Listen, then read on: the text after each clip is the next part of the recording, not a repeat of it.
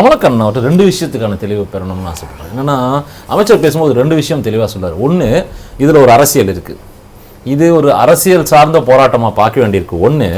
ரெண்டாவது, முதல் நாள் தொடங்கிய போராட்டமாக இருந்தது, 2வது நாள் வன்முறை வருது. எங்கிருந்து வருது? வண்டிகளை நகர்த்த விடாமல் எதுக்கு கெரோ பண்ணுறாங்க? ஏன் வெளியே வண்டியை மக்களுக்காக தானே வண்டி ஏற்கிறோம், கூடாதுன்னு சொல்கிறாங்க. ஆக இதில் ஒரு உள்நோக்கத்தோடு தான் இந்த போராட்டங்கள் இருக்குது அப்படின்ற குற்றச்சாட்டை வைக்கிறாரு. நீங்கள் அண்ணா தொழிற்சங்கம் சார்பாக அதை பார்க்குறீங்க? வணக்கம். அதாவது சார், அமைச்சர் அரசியல் சார்ந்து நடக்குதுன்னு சொல்லி ஒரு அரசியல் உள்நோக்கம் இருக்குன்னு சொல்கிறாரு. ரைட்டு. உண்மை என்னன்னா, இன்றைக்கு இன்று நேற்றும் இன்றைக்கும் ஒரு 65% பேருந்துகள் இயக்கப்பட்டிருக்குது. 104. அது நான் சொல்றோம், திரும்ப நீங்க கேளும்போது நாங்க சொல்றோம். நாங்கெல்லாம் கலந்துகிட்டதுனால இப்போ சிஐடி தொழிற்சங்கத்தினுடைய உறுப்பினர்கள் யாருமே பணிக்கு செல்லவில்லை. அண்ணா தொழிற்சங்கத்தினுடைய நிர்வாகிகளும் போல, இது மாதிரி கூட்டமைப்பில் இருக்கக்கூடிய சங்கங்களும் போல. அந்த வகையில் 45% மேல பணிக்கு செல்லவில்லை. 55% வாகனம் தான் இயக்குனாங்க. அந்த இயக்கப்பட்ட வாகனங்கள் கூட உங்களுக்கு நிறைய தனியார் டிரைவரை வச்சு இயக்குனாங்க. இப்ப இந்த 60% வண்டி ஓடி இருக்குது அப்படின்னு சொன்னா, அவர்கள் எல்லாம் திமுக தொழிற்சங்க தோமுசாவை சார்ந்தவர்கள் தான், அந்த நிர்வாகிகளும் அந்த உறுப்பினர்களும். அதுல எங்களுக்கு அவங்களுக்கு 60% இருக்கிறவங்களுக்கு எந்த இடத்துல நாங்க அரசியலை இதை கொண்டு போய் சேர்க்கிறோம். ஒண்ணு. ரெண்டாவது, இப்ப அண்ணா இருக்காங்க, இவங்களும் திமுகவுடைய ஒரு கூட்டமைப்பில் இருக்கிறவங்க தான். ஆனா அவங்க இன்னைக்கு வெளியே இன்னைக்கு போராடுறதுக்கு காரணம், தொழிலாளர்கள் மிகவும் பாதிக்கப்பட்டாங்க, இதுக்கு மேல வர்றதுக்கு இல்லைன்னு வந்தாங்க. அப்ப அவங்க அரசு தரப்புல சொல்லக்கூடியதும் என்னன்னா, சார் இந்த கோரிக்கைகள்லாம் நாங்க எங்க சார் எதுக்குறோம், இந்த கோரிக்கைகளுக்கு ஒட்டுமொத்த ஆதரவு நாங்க, ஆனா அதற்கான செயல் வடிவத்தை பொங்கல் நேரத்தில் போராட்டமாவா காட்டணும், மக்கள் கஷ்டப்படுவாங்க, நாங்க ஒத்துக்கிறோம், உங்களுக்கு அகவிலைப்படி நமக்கு வரணும், நமக்கு இது நடக்கணும், அதெல்லாம் தான் அவங்க குற்றச்சாட்டாகும் சார். 31/8/23 எங்களுடைய ஊதிய ஒப்பந்தம் காலாவதி ஆயிடுது. புதிய ஒப்பந்தம் போடணும். அந்த தேதியில் அன்றைக்கு முதல் நாளே நாங்கள் எல்லாருமே செக்ரட்டரியை சந்திச்சு எங்கள் சார்பாக எங்களுடைய கோரிக்கை மனுவை கொடுத்தாச்சு. 4 மாதம் கடந்துடுச்சு.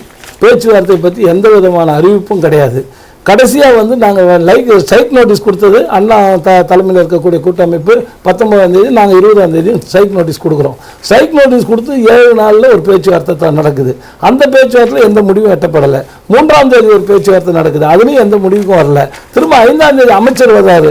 அமைச்சர்கிட்ட நாங்கள் எங்களுடைய அண்ணன் அந்த 6 கோரிக்கையில் நாங்கள் அதிகமாக வலியுறுத்தி சொன்னது என்னன்னா, ஓய்வு பெற்ற தொழிலாளர்களுக்கு உயர்நீதிமன்றம் நிலுவைத் தொகையை கொடுக்க சொல்லிருக்காங்க. வித் இன்ட்ரெஸ்ட் 6% இன்ட்ரெஸ்டோட 12 நிமிஷம் ஐயா. இது சொன்னது நாளாகி போச்சு. நாங்க என்ன சொன்னோம், நீங்க எல்லாத்தையும் அப்புறம் பொங்கலுக்கு அப்புறம் பேசிக்கலாம். இந்த மாசம் மக்களுக்காக நீங்க பொங்கல் கொண்டாடுறதுக்கு எல்லாருக்கும் பரிசு பொருள்லாம் கொடுக்குறீங்க, பொங்கல் தொகுப்பு கொடுக்குறீங்க. இவர்களுக்கு இந்த மாசத்துல இருந்து அந்த டிஏ நிலுவையை மட்டும் நீங்க இம்ப்ளிமெண்ட் பண்ணிடுங்க. நாங்க மற்றதெல்லாம் அப்புறம் பேசிக்கிறோம். அதுக்கு அடுத்ததா இப்போ இது டிஏ ஒர்க் பண்ணிட்டு இருக்கிறவங்க டிஏ 18 மாசம் நிலுவையில் இருக்கு. அது கூட பின்னாடி பேசிக்கும். ஆனா இந்த 4 மாசம் இந்த ஒப்பந்தத்துல 4 மாசம் அரியர் இருக்கு.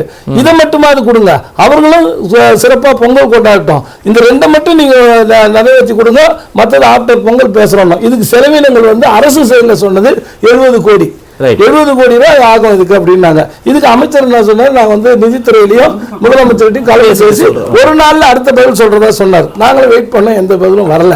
அதுக்கப்புறம் 8ஆம் தேதி ஒரு பேச்சுவார்த்தை நடக்குது. அந்த பேச்சுவார்த்தை எங்க வருதுன்னா, திரும்ப ஆரம்பிச்ச 27ஆம் தேதி என்ன சொல்றாங்களோ அதிகாரிகள் அதையே சொல்றாங்க. அமைச்சர் சொன்னதுக்கு அங்க முரண்பாடு ஆகி போச்சு. அமைச்சர் என்ன சொன்னார், மற்ற கோரிக்கையெல்லாம் நம்ம பேச்சுவார்த்தையில் பேசிக்கலாம், நாங்களும் ஒத்துக்கிட்டோம். அதுக்கு வண்டி ஓட்டுறதுக்கு நாங்களும் ரெடியா இருந்தோம். ஆனா அமைச்சர் சொன்ன கருத்துக்கு நேர்மாற அதிகாரிகள் இது எதுவும் இப்ப கிடையாது, 19ஆம் தேதி மேல பேசிக்கலாம்னு சொல்லி அவர்கள் சாதாரணமாக அன்னைக்கு அந்த பேச்சுவார்த்தை முடிச்சதுனாலதான் 9ஆம் தேதி இந்த வேலை நிறுத்தத்துல அப்படியே திரும்பி பார்த்தா இன்னைக்கு சற்றேறக்குறைய இருக்கக்கூடிய கோரிக்கைகள் பலதும் இன்னும் நேற்று இல்லை. சென்ற முறை அதிமுக ஆட்சியிலும் இதே கோரிக்கைகள், இதே பிரச்சனைகள், இன்ஃபேக்ட் இன்னும் அதிகமாகவே நம்ம பார்த்தோம். மக்களோட அந்த போக்குவரத்து டிஃபிகல்ட்டி. அப்போ அந்த ஆட்சி காலத்திலையும் இதே தான் பிரச்சனை, இப்பயும் இதே தான் பிரச்சனை, இதுதான் அதில் அரசியலா அப்படின்ற ஒரு கேள்வி அங்கே வரும். அதே தானே இதே கோரிக்கைகள், அந்த டிஏ நீங்கள் சொல்லக்கூடிய அந்த டிஏ ஆகட்டும், இல்லை அந்த பணியிடங்கள் நிரப்புவதாகட்டும், எல்லாமே அப்படியே தானே இருக்கு. அப்போ அன்னைக்கு என்ன நடந்துச்சு அப்படின்றது தான் கேள்வி. இன்னைக்கு அவங்க வைக்கக்கூடிய வாதம் அன்னைக்கு நீங்க சரி பண்ணிருக்கலாமே. சரி, நான் சொல்லட்டுங்களா? 18ஆம் ஆண்டு ஒரு பேச்சுவார்த்தை நடந்தது அமைச்சர்கிட்ட. அந்த அமைச்சர் பேசும்போது, போக்குவரத்து அமைச்சர் விஜயபாஸ்கர் அவர் முன்னிலையில் நடந்த பேச்சுவார்த்தையில் அவர் என்ன சொன்னார்னா அந்த நேரத்தில் அந்த வருஷத்தில் இருந்த 46 அந்த சதவீதம் அந்த டிஏ நிலுவைத் தொகையை வாங்கிக்கோங்க, ரிட்டையர்ட் ஆனவங்களுக்கு இப்போவே கொடுத்துட்றோம், பாக்கி இருக்கிறத 5 இன்ஸ்டால்மெண்ட்டில் கொடுக்குறோன்னு சொன்னப்போ இன்னைக்கு ஆளுங்கட்சி தொழிற்சங்கம் வந்து என்ன அதெல்லாம் முடியாதுங்க, மொத்த பணத்தையும் டேபிளில் வச்சாதாங்க பேச்சுவார்த்தைன்னு சொல்லி நடந்து அது நின்று போச்சு.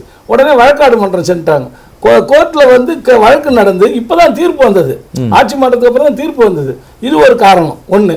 ரெண்டாவது வந்து அந்த காலகட்டத்தில் ஓய்வு பெற்றவங்களுக்கு 20 டிசம்பர் 20 வரைக்கும் பணப்பயன்களை நாங்கள் வழங்கியிருக்கிறோம்.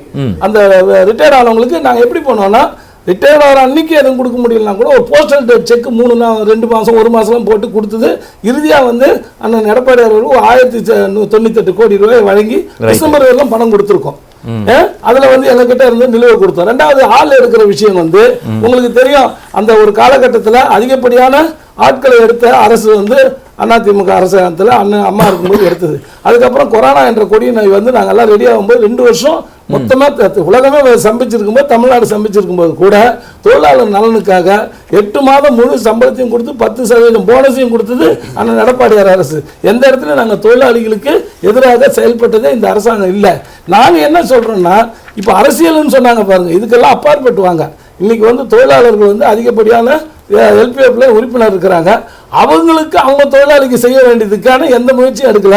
நாங்கள் ஏதோ வந்து எங்கள் ஒட்டுமொத்த தொழிலாளிக்கு எங்க சிஐடிக்கோ ஏடிபிக்கோ கேட்கல, ஒட்டுமொத்த தொழிலாளர்களுக்காக. இன்னொரு விஷயம் இருக்கு, 19 முத்தரப்பு பேச்சுவார்த்தை. அதாவது அமைச்சர் சொன்னது என்னன்னா, நாங்கள் கூப்பிட்டோம், நிறைய சில நேரங்களில் யாரை கூப்பிடுறது எப்படி கூப்பிடுறதுன்ற மாதிரி ஆயிடுச்சு. நிறைய பேர் செவி மடுக்கவில்லை இந்த போராட்டத்துக்கு நடுவுலன்றதையும் அமைச்சர் சொல்றாரு. நாங்கள் சொல்லிக்கிட்டே தான் இருக்கோம், வாங்க பேசலாம் தான் சொன்னோம். நிறைய தருணங்களை 7-8 தேதிக்கு அப்புறம் வரல. அப்படியே இருந்தாலும் இன்னைக்கு கோர்ட்டு சொல்லியிருக்கு 19ஆம் தேதி முத்தரப்பு பேச்சுவார்த்தை அப்படின்னும் பொழுது எப்படி அணுக போகிறது அண்ணா தொழிற்சங்கம் இந்த விஷயங்கள்? ஏன்னா இதில் வந்து அண்ணா தொழிற்சங்கம் இன்வால்வ் ஆனதுனால இது கொஞ்சம் பாலிடிக்ஸ் இருக்குன்ற ஒரு விஷயங்களும் பேசுகிறாங்க, குற்றச்சாட்டுகளாம் வைக்கிறாங்க.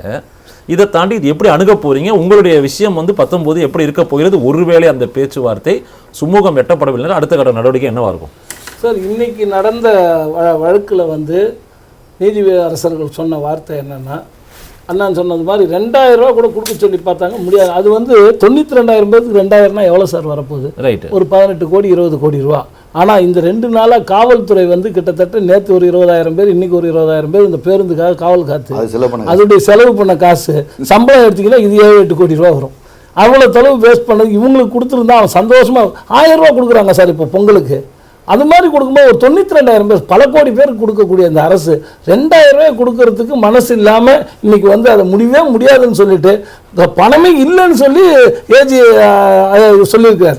அப்போ இது ஒரு பெரிய வந்து தொழிலாளர்கள் மேலே, தொழிலாளர்களை பற்றி அதிகமாக அக்கறைப்பட்டுக்கிட்டு பேசிக்கிட்டு இருக்கக்கூடிய எல்பிஎஃப் தொழிற்சங்கம் ஒரு காலத்தில் சொல்லுவாங்க எங்களுக்கு தொழிலாளர் தான் முக்கியம், நாங்களும் இல்லைன்னு சொல்லலை. இன்னைக்கு அவங்க கூட தான் 60% மேலே உறுப்பினர் இருக்காங்க, இல்லைன்னு சொல்லலை. அப்போ அவங்கள பற்றி நலனை பற்றி அவங்ககிட்ட இருந்து வேலை செய்து ஓய்வு பெற்றவங்களுக்கு நலனை பற்றி இந்த அரசு வந்து சுத்தமாக கவனிக்கல. நீங்கள் இன்னொன்று சொன்னீங்க பேச்சுவார்த்தை கூப்பிட்டார் வரேன்னு, நாங்கள் எல்லாரும் உட்காந்துருந்தோம் 3 நாளாக அங்கே ஞாயிறு திங்கள் எல்லாம் அங்கே உட்காந்துருக்கும்போது சனிக்கிழமையிலேருந்துலாம் பல்லவன் நிலத்தில் நாங்கள் உட்காந்துருக்குறோம். அமைச்சர் வந்து எம்டியை கூப்பிட்டு கோட்டைக்கு வர சொல்ல அவங்கள 3 மணிக்கு, இல்லை பல்லவனில் வரா நான், இல்லை குரம்பேட்டைக்கு வர, ஏதோ ஒரு இடம் சொல்லணும். அழைக்கிறேன்னு சொன்னார் வழி நாங்கள் வெயிட் பண்ணியிருந்தோம். அமைச்சர் ஏதாவது ஒரு நல்ல அன்னைக்கு கூட அவர் வந்து உலக முதலீட்டாளர் மாநாட்டுக்கு போயிட்டதுனால அன்றைக்கி நாங்கள் வந்து சொல்லிட்டோம் பரவாயில்ல நாளைக்கு கண்டிப்பாக 10:30 மணி வரலாம் காலையில் கூப்பிட்றாருன்னு சொன்னாங்க. எவ்வளோ முடியாததான் நாங்கள் வந்து இந்த கடைசி கட்டத்துக்கு போனோம். ரெண்டாவது இதில் அரசியல்ன்ற பேச்சுக்கே இடம் இல்லை சார். ஏன்னு கேட்டிங்கன்னா எங்களுடைய முன்னாள் முதலமைச்சர் எடப்பாடி அவர்கள் அறிக்கை விட்டார். அதில் என்ன சொன்னார்னா, பொங்கல் பண்டிகை முன்னிட்டு தொழிற்சங்கங்கள் எல்லாம் வேலை நிறுத்தத்தை மறுபரிசீலனை பண்ணணும்னு சொல்லி அறிக்கை விட்டுருக்காரு.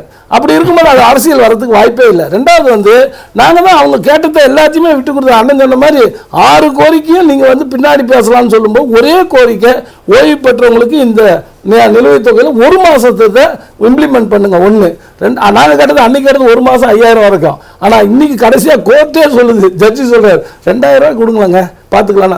சாரி சார் பணமே இல்லை, அதாவது நோ மணி அப்படின்ற மாதிரி சொன்னால் அப்போ துறை வந்து எப்படி காப்பாற்றப்படும்? ரெண்டாவது இந்த ஆட்சி மாற்றம் வரும்போது 38,000 கோடி ரூபாய் போக்குவரத்து துறையில் கடன், 38,000 கோடி. அது 10 வருஷம் நாங்கள் ஆட்சியில் இருக்கும்போது. ஆனால் கிட்டத்தட்ட பேருந்துகள் வந்து 7,000 புதிய பேருந்துகள் வாங்கப்பட்டது. ஆட்கள் பணிக்கு வந்து 16 இப்போ இருக்கக்கூடிய இந்த அரசாங்கத்தில் அமைச்சராக இருக்கக்கூடிய செந்தில் பாலாஜி காலகட்டத்தில் தான் ஆட்கள்லாம் நிறைய வேலைக்கெல்லாம் எடுத்தாங்க. ஆனால் இன்னைக்கு என்னன்னா 50,000 கோடி கடனை தொட்டுச்சு இந்த 2.5 வருஷத்தில். யாருக்குமே எந்த நிலுவைத் தொகையும் கொடுக்கல, புதிய பேருந்து வாங்கல, புதுசாக ஆள் எடுக்கல, 12,000 கோடி கடனாக இருக்குது. இதுதான் உண்மை. இப்படி இருந்தால் எப்படி? இந்த துறையை காப்பாற்ற வேண்டியது எல்லாருடைய பங்களிப்பு. அதிமுக மட்டும் இல்லை, எல்பிஎஃப் இல்லை, எல்லா சிஐடி எல்லா தொழிலாளர்களுடைய நலனுக்காக தான் நாங்கள் வேலை செய்கிறோம். அதை வந்து காப்பாற்ற வேண்டியது அரசினுடைய பணி. அதுக்குண்டான நிதியை ஒதுக்கீடு செய்து இதை காப்பணும் வழியா அவங்களுக்கு கொடுக்க வேண்டியது. சார் பேசும்போது தனசேகரன் ஒரு விஷயம் சொன்னார். சார் இன்னைக்கு எல்லாம் தும்ப விட்டு வாழ பிடிக்கிற கதையா எல்லா ஊதிய ஒப்பந்தங்களும் லேட்டா 2 வருஷம் 3 வருஷம் ஆட்சி முடிய போற நேரம் 5 வருஷம்லாம் எடுத்துட்டு போட்டுட்டு இன்னைக்கு வந்து திமுக 2 வருஷத்துல ஒண்ணுமே பண்ணல அப்படின்னு அதிமுக சார்ந்த தொழில் சங்கங்கள் சொல்றது. அவர்களும் அப்பவும் போன முறை நாங்களும் தொழிலாளர்களுக்காக பேசிதானே களத்துல நின்னோம், அப்ப எங்களை நீங்க திட்டினீங்களேன்றதான் அவருடைய வாதமா இருக்கும். சார் நாங்க வந்து திரும்ப அங்க வந்து தவறா சொல்றாரு அண்ணன். என்னன்னா ஒப்பந்தம் போடப்பட்டிருந்தாலும் அந்த தேதியிலிருந்து லைவ்ல கொடுத்துருவாங்க. இப்போ வந்து இப்போ நம்ம இப்போ போட்டாங்க இல்லையா, இப்போ கடைசியா போட்ட ஒப்பந்தம் வந்து 31 டிசம்பர் ஆகஸ்டோட முடியுது அந்த டைம். அப்புறம் முடிஞ்சு 4 மாசம் ஆச்சு. அது 4 வருஷமா மாத்தினதுக்கு அப்புறம் 3 வருஷம் தான், 1 வருஷம் 4 மாசம் ஆயிடுச்சு. இப்போ அது வந்து லேட்டு நீங்க 4 வருஷமா மாத்திட்டீங்க, அப்ப கூட 4 மாசம் ஆயிடுச்சு. இது இன்னைக்கு நாளைக்கு காலையில ஒப்பந்தம் போடவே முடியாது. இன்னும் கமிட்டியே போடல. எங்களை ஒரு 20% நாங்க 20 டைம்லாம் பேச்சுவார்த்தை நடந்த காலங்கள்லாம் இருக்கு. இன்னும் இது ஆரம்பிச்சா இது இன்னும் 6 மாசம் வரைக்கும் போகும். இதனாலதான் நாங்க என்ன சொன்னோம், பேச்சுவார்த்தையில மத்ததெல்லாம் பேசிக்கலாம். ஒன்னே நிலுவையில் இருக்கக்கூடிய டிஏ நிலுவை இது இந்த இதை மட்டும் கொடுங்கன்னு சொல்லி நிலுவை தாங்க நாங்க கேட்டுட்டு இருந்தோம். ஒத்தை கோரிக்கை அது நிறைவேற்றிருந்தாலே போதும், நாங்க களத்துக்கு வந்திருக்க மாட்டோம். 19 போட வேண்டிய ஒப்பந்தம் 14வது ஒப்பந்தம் போடப்படவில்லைன்னாரு. ஆனால் 13வது ஒப்பந்தம் போடும்போது எங்களுக்கு வந்து நாங்கள் வந்து ஐக்கு வந்து 3574 ரூபா பேசிக்கில் கொடுத்தோம். அது பே மேட்ரிக்ஸ் அது இதுன்னு பேசலாம். ஆனால் இவங்க 14 போட்ட ஒப்பந்தத்தில் பேசிக்கில் கிடைச்சது வந்து 2172 ரூபாய் என்னமோ தான் கிடைச்சது. கிட்டத்தட்ட 1400 ரூபாய் குறைஞ்சி போச்சு. ஒன்று. ரெண்டாவது வந்து நாங்கள் 21 பேச்சுவார்த்தை அந்த கொரோனா என்ற கொடிய நோய் இருக்கும்போது 19-20 அத்தனை பேருக்கு வேலை வாய்ப்பு இல்லைன்னா கூட நாங்கள் செய்ய வேண்டிய அந்த சம்பளத்தை 8 மாதம் கொடுத்தாங்க, 10% இது கொடுத்தோம், போனஸ் கொடுத்தோம். ஆனால் 21 பேச்சுவார்த்தை ஆரம்பிக்கும் போது அண்ணன் சண்முக அண்ணன் வந்து உட்காந்து பேசின பேச்சு என்னன்னா, ஆரம்பிக்கும் போதே 25% உயர்வு வேணும், சம்பள உயர்வுன்னு பேச்சுவார்த்தை ஆரம்பிச்சாங்க. அண்ணன் தொழிற்சங்கத்து சார்பாக அண்ணன் சவுந்தரராஜ் அண்ணன் 20% கேட்டார். ஆனால் அமைச்சர் வந்து பேச்சுவார்த்தை ஆரம்பிக்கும் போது 10 தரம் 12 தரம்னாங்க. அதே ஆட்சி மாற்றம் ஏற்பட்டோம். அப்போ முடியலன்னு 1000 ரூபாய் இடைக்கால நிவாரணம் மட்டும் கொடுத்தாங்க. அதுக்கு அடுத்ததான் என்ன நடந்தது, பேச்சுவார்த்தை ஆரம்பிச்சாங்க. ஒரே ஒரு செகண்ட். பேச்சுவார்த்தை நடக்கும்போது ஆரம்பிக்கும் போதே அண்ணன் சண்முக அண்ணன் வந்து கஷ்டங்கள்லாம் நிறைய இருக்குது, 8% உயர்வு கேட்டார். 25 கேட்டவர் மாறி 28 கேட்டார். அவர் அமைச்சர் வந்து பேசி 5ல் முடிச்சிட்டாரு. இதுதான் நடந்தது. அந்த நேரத்தில் அந்த 21 இவங்க கேட்டதுக்கும் அவங்க கேட்டதுக்கும் அன்னைக்கு பேச்சுவார்த்தை நடந்திருந்தால் ஓரளவுக்கு வாய்ப்பு இருந்திருக்கும். நன்றி. நான்